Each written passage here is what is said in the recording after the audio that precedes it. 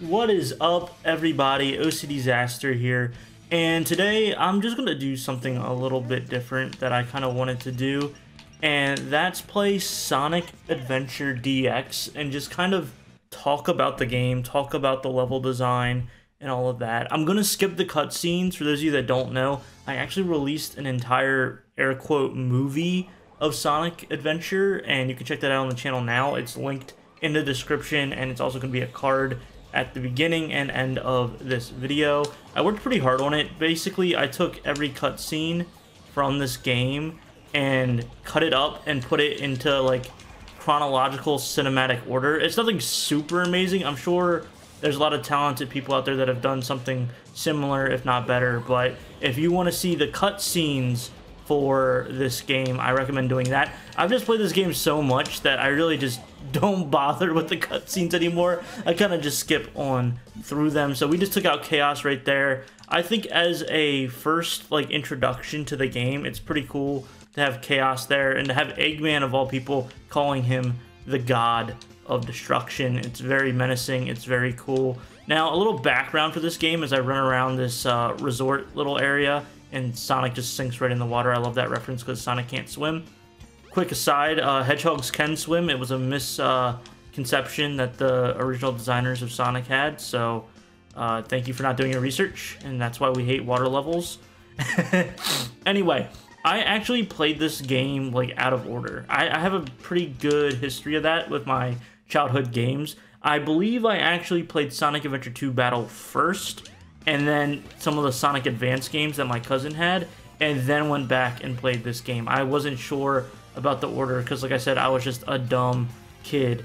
So it was very jarring to go back to like less graphics. And then I also played on the GameCube Sonic Adventure DX, so not even the Dreamcast. And I've heard the GameCube port is far worse than the original, besides the bonus content that you get with the GameCube version. This is the Xbox version, though, just to make recording so much easier.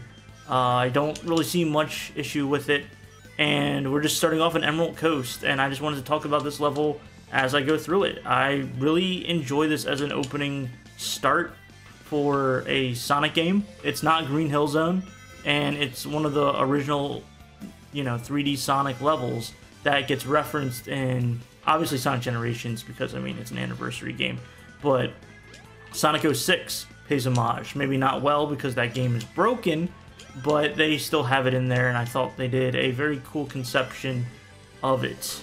Not execution, but conception. And yeah, this part right here is just iconic, even though sometimes you miss the jump pad and can die. It's not a perfect game by any means necessary, but it's very nostalgic to me.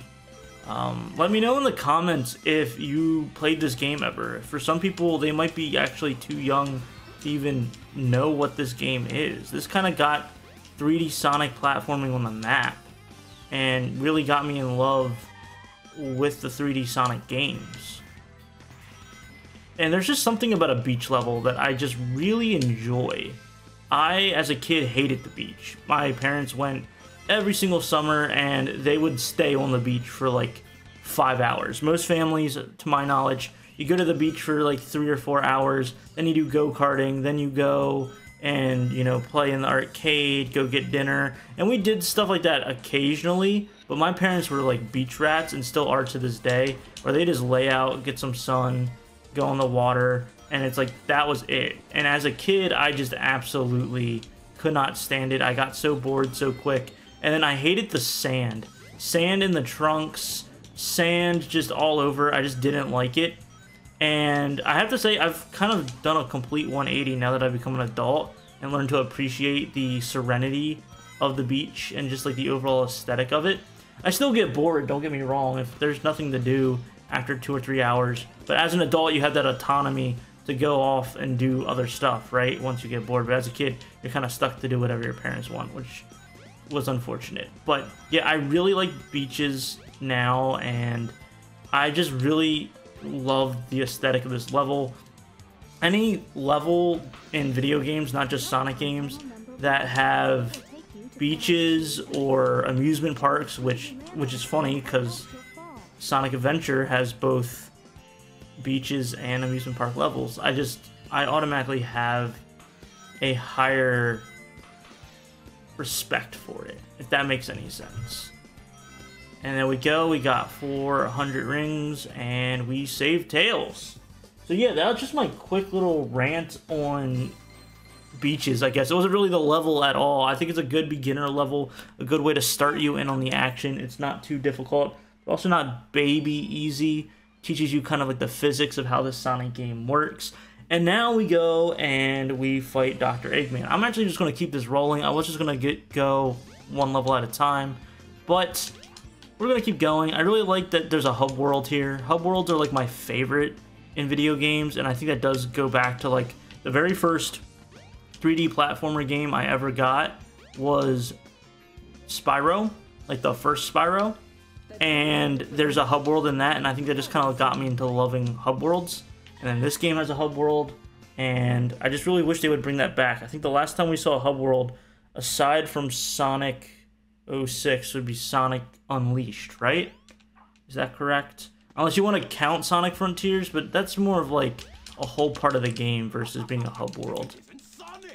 I just like being able to have a more fleshed out, you know, universe like that. So we're gonna fight Eggman. I think I really enjoy the aesthetic of having like a typewriter type out the name of the boss fights. They continue that in Sonic Adventure 2, but I think they also do that in Sonic Heroes, if I'm not mistaken. I could have rapid human attack there. Let's see if I can try it again. I've looked up speedruns for this game. I just haven't ever actually attempted to do one.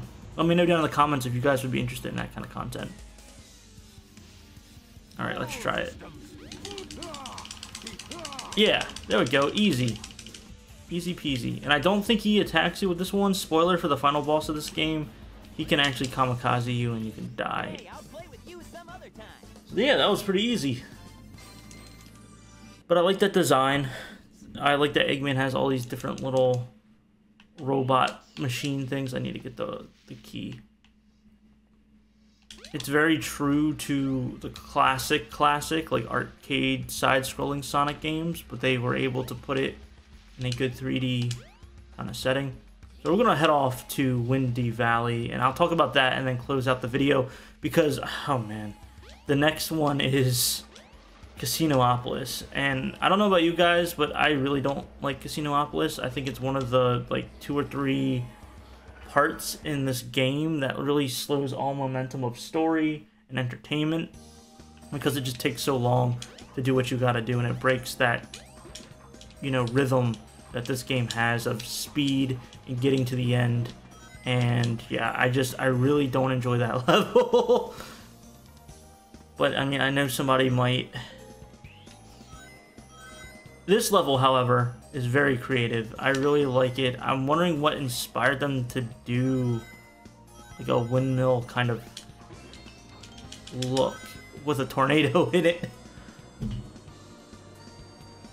Twisters is coming out as of recording this. They're doing a movie on Twisters, and it looks really boring to me. But like the conceptualization of being a blue hedgehog running up the middle of a tornado to then cross a bridge and get out of said tornado is kind of a crazy concept, right? And like they did this for the Dreamcast. That was so long ago. I was just a baby, basically, which pretty much dates me. Let me know also down in the comments, what was the first Sonic game you ever played? That'll really put things into perspective for me.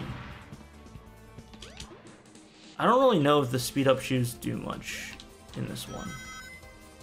And that's my one gripe. I like the cool like recoil going down pathways they have here. And it really just allows the designers of the levels to be really smart and creative and not have to build the stage out, but up and down, which I think is really cool and a really smart way to do it. But it does feel clunky, and the camera, let's be honest, cameras in Sonic games have never been the best, and this one is no exception. But it does feel a little bit tighter with the actual Xbox controller versus a GameCube controller. More newer hardware. Oh, I got hit with the spike there. That part's tricky. Just for a 1 ring? Are you kidding me? That's crazy. Alright, I don't don't know what happened there. What's this? Oh, we got it back, so that's good. We got him. Oh. Oh, you just hold down jump and it kind of sucks you up a little bit. There you go. Alright. Yeah, and then you got this nice skybox. It's a good level. If I had to rank it, it's definitely... Let's do letter grades just in the same style as like Sonic games. So like S, A, B, C, D. I'd give it a solid B. B or C. There's only a few other levels in this game that I think I would take over top this one. It's short, it's sweet, it's to the point. And you can do a lot of cool like speedrun breaks with it that I just didn't even bother to try.